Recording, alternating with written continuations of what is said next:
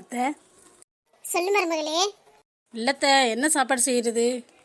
சாம்பார் வச்சுட்டு உருளைக்கிழங்கு தட்டல் மாதிரி செஞ்சிரு. டிஃபனுக்கும் ஆயிரும், மதியம் சாப்பாட்டுக்கும் ஆயிரும். ஒரு வேளை வச்சிருமா. சரிங்க அத்தை. என் மருமக எப்பவுமே இன்னும் என்னை கேட்டுதான் சமைக்கிறா. என்னடா சீக்கிரமே வந்துட்டு, அதுக்குள்ள போன வேலை முடிஞ்சிருச்சா? ஆமாம்மா, சீக்கிரமே வந்துருச்சு. அதான் வந்துட்டு. எங்கவ சமைச்சிட்டாளா? ஆமாப்பா, இப்பதான் சாம்பார் வைக்க சொன்னேன், நேரம் முடிச்சிருப்பா. கையில என்ன வாங்கிட்டு வந்திருக்க? இல்லம்மா, வர வழியில சிக்கன் இப்ப சாப்பிடணும் போல இருந்துச்சா, அதாம்மா வாங்கிட்டு வந்தேன். செய்ய சொல்றீங்களா? மருமகளே. சொல்லுங்க அத்தை, கூப்பிட்டீங்களா? இல்லம்மா, சிக்கன் வாங்கிட்டு வந்திருக்கேன், போய் செஞ்சிருமா. சாம்பார் வச்சிட்டியோ? ஆமாங்க அத்தை, இப்போதாத்த வச்சு முடிச்சுட்டு பாத்திரம்லாம் கழுவி போட்டுட்டு சத்து நேரம் உட்காரலான்னு வந்தேன். எங்க ஃபோன் பண்ணி கேட்டுட்டு வாங்கிட்டு வரக்கூடாதா? இப்போ வச்ச சாம்பார்லாம் என்ன பண்ணுறது? மதியத்துக்கு சேர்த்தே வச்சுட்டேனா. அதுக்கு என்னடி பண்றது?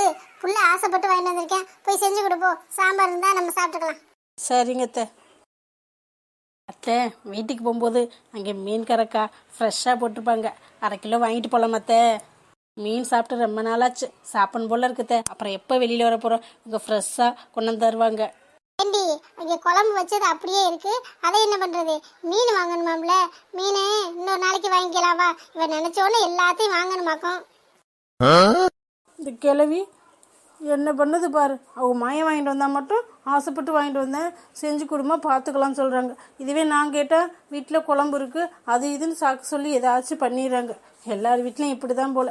இதுவே நம்ம வீடாக இருந்தால் ஆசைப்பட்டதை அம்மா வாங்கி தந்துருப்பாங்க.